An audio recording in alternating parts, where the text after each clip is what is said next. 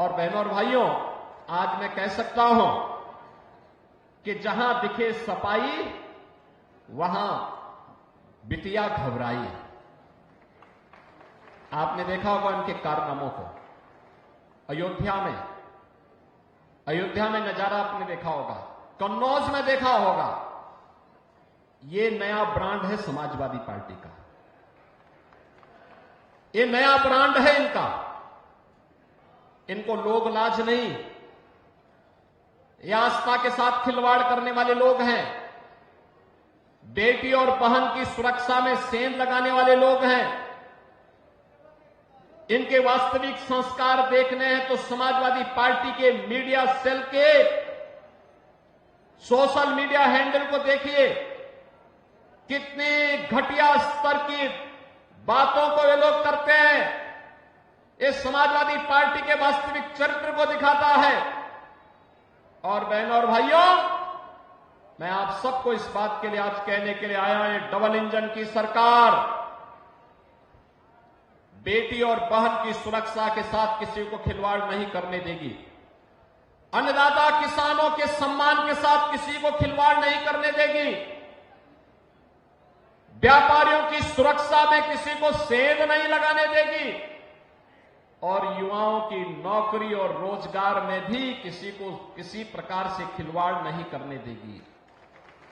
और अभी तो मुजफ्फरनगर की नई खबर आने वाली है, 60,000 से अधिक पुलिस भर्ती के परिणाम आने वाले हैं। और याद रखना, खेलते यहां के नौजवान हैं। अपने योग्यता के बल पर जो पहले उपेक्षित हो जाते थे, अब तो मुजफ्फरनगर, मेरठ, बागपत, शामली, बुलंदशहर, इन जनपदों के युवा बड़े पैमाने पर भर्ती होते हैं। कोई रोक टोक नहीं, कोई भेदभाव नहीं, बड़े पैमाने पर भर्ती होने वाले हैं। और परिणाम हम बहुत शीघ्र देने जा रहे हैं। 60,200 पद पर एक साथ भर्ती हो रही है। और बहनों भाइयों, इसीलिए मैं आपसे कहने के लिए आया हूं, युवाओं के लिए सरकारी नौकरी भी है, तो खिलाड़ियों के लिए भी हम लोगों ने एक पॉलिसी बना करके उन्हें नौकरी देने की कार्रवाई को आगे बढ़ाया है। अब यहां का खिलाड़ी जो ओलंपिक में, एशियन गेम्स में, कॉमनवेल्थ में, वर्ल्ड चैंपियनशिप में मेडल जीतता है देश के लिए, उत्तर प्रदेश सरकार पैसा भी देती है और साथ साथ नौकरी भी देती है। प्रीतिपाल की चर्चा यहां पर जेएनसी कर रहे थे। बहनों और भाइयों, मैं स्वयं इन खिलाड़ियों को मैंने लखनऊ में आमंत्रित किया था और लखनऊ में आमंत्रित करके उन्हें सम्मानित किया था, धनराशि भी दी थी। और मैंने कहा था, पॉलिसी के अंतर्गत आवेदन करिए, आपको नौकरी की गारंटी ये सरकार देगी, क्योंकि आपकी सरकार है।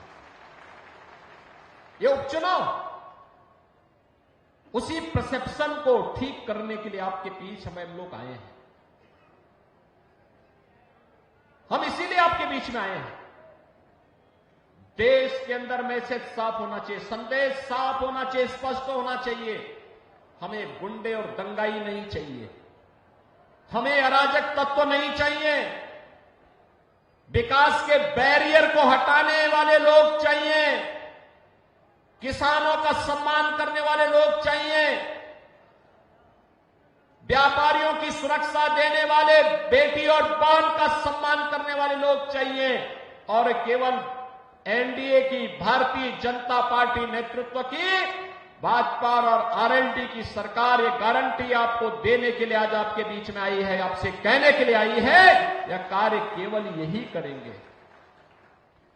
केवल और केवल डबल इंजन की भारतीय जनता पार्टी नेतृत्व की एनडीए सरकार इस कार्य को कर सकती है, क्योंकि हमारे आदर्श चौधरी चरण सिंह जी हैं। हमारे आदर्श धन सिंह कोतवाल जैसे महान क्रांतिकारी हैं। हमारे आदर्श वे महापुरुष हैं जिनका सब कुछ मातृभूमि के लिए समर्पण भाव के साथ बलिदान के लिए समर्पित हुआ है। हमारे आदर्श भारत माता का वह लाल है जो अपने आप को भारत की सीमाओं की सुरक्षा करते करते अपने आप को बलिदान कर रहा है। और बहनों और भाइयों, इसीलिए हम एक ही बात कहते हैं, हर काम देश के नाम होना चाहिए, किसी व्यक्ति के लिए नहीं, जाति मत और मजहब के लिए नहीं। और मोदी जी ने इसीलिए आप सबसे कहा, मोदी जी ने जब कोई योजना चलाई तो योजना का नाम भी लिखा सबका साथ और सबके विकास का।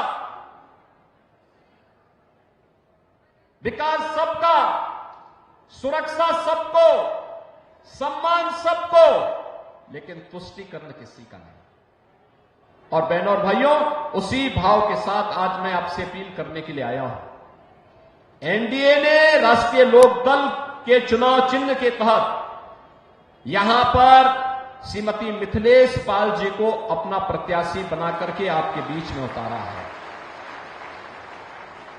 मिथिलेश पाल जी, आपने देखा होगा, एक सहज सरल नारी के रूप में आपके बीच में सेवा भाव के साथ कार्य करने के लिए आई है। और मैं तो धन्यवाद दूंगा जैन जी को कि उन्होंने मिथिलेश जी को प्रत्याशी बना करके, उतार करके, जन भावनाओं को सम्मान दे करके एनडीए में भाजपा लोकदल के सभी कार्यकर्ताओं की भावनाओं के अनुरूप, जनता जनार्दन की इच्छा के अनुरूप एक ऐसा प्रत्याशी दिया है जो इन भावनाओं को प्रतिनिधित्व देकर के आगे बढ़ा सके। हमारे पास बहुत सारे प्रत्याशी थे, सभी योग्य थे, सक्षम थे, और समय समय पर उसी प्रकार की भावनाओं को हम लोग आगे बढ़ाते भी।